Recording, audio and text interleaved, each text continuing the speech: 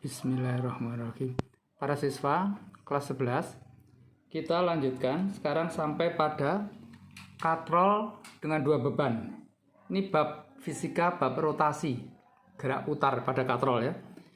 Katrol ini diketahui masanya dan jari-jarinya. Kemudian digantungi dua beban, M1 dan M2. Beban M1 lebih besar dari M2.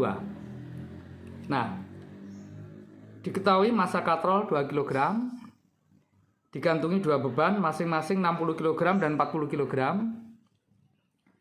Jika G 10 meter per sekon kuadrat, tentukan A, diagram gaya yang bekerja pada sistem ini. B, rumus untuk menghitung percepatan, penurunan rumus untuk menghitung percepatan.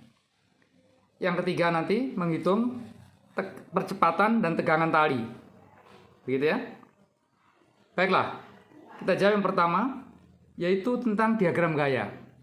Para siswa, mula-mula pada katrol ini terjadi diagram gaya seperti ini. Pada katrol atau pada beban dulu ya.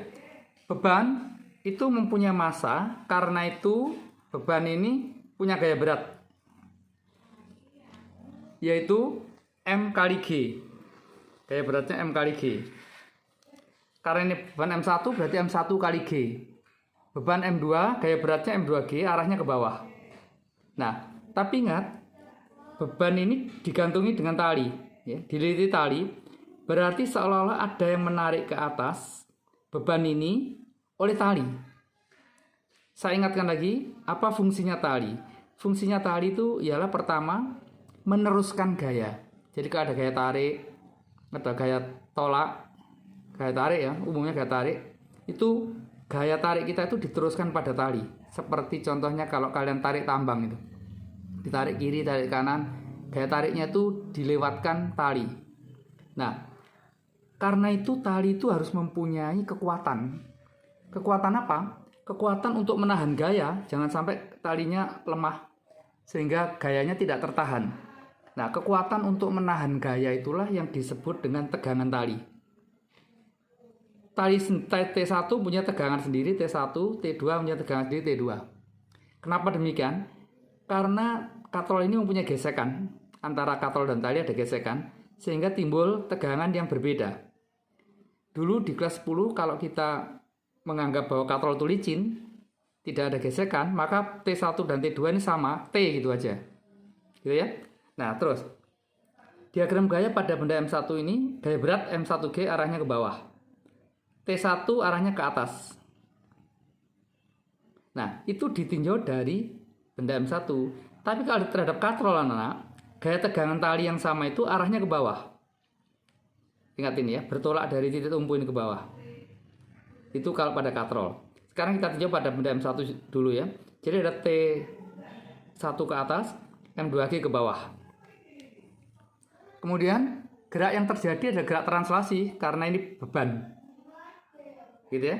Jadi gaya berat arahnya ke bawah, tegangan talinya arahnya ke atas. Terus sekarang diagram gaya pada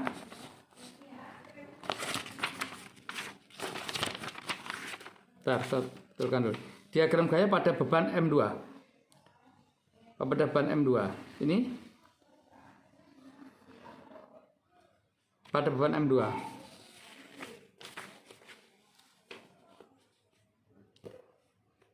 Pada beban M2 mirip saja.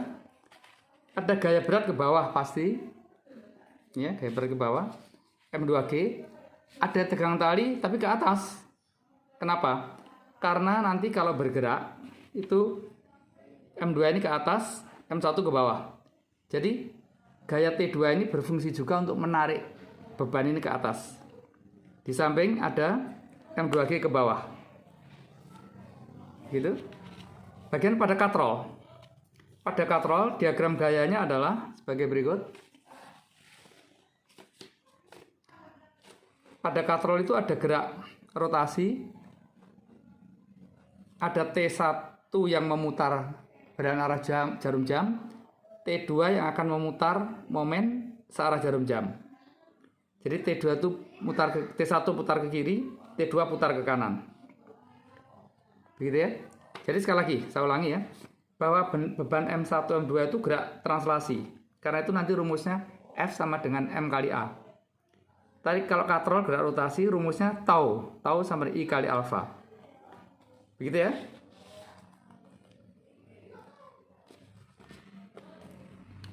Baiklah. Sekarang kita lanjutkan penyelesaiannya.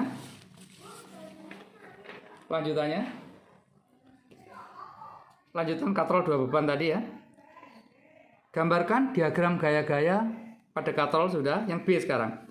Rumus untuk menghitung percepatan gerak ditinjau masing-masing beban dan katrol sebagai berikut. Saya tinjau dari beban M1 dulu. Beban M1 dengan rumus sigma F sama dengan M1 kali A. Maka, apa sigma F-nya? Sigma gaya-gayanya adalah gaya M2G ke bawah, M1G ke bawah, dikurangi T. Jadi, M1G min T. Sama dengan M1 kali A, M kali A. Gitu ya.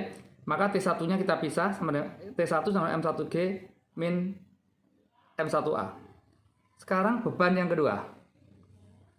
Benda M2, ini juga gerak translasi ke atas. Rumusnya sama, sigma F sama dengan M2 kali A. Sigma F-nya ialah T2 min M2G. Kenapa? Karena yang searah gerak itu kita beri tanda positif ke atas. Yang berlawanan gerak ke bawah min. Ingat berbeda dengan M1 tadi ya, arah geraknya ya. Maka apa di sini jadinya? T2 min M2G sama dengan M2 kali A. Nah, maka dari sini dipisahkan T2-nya sama dengan M2A plus M2G.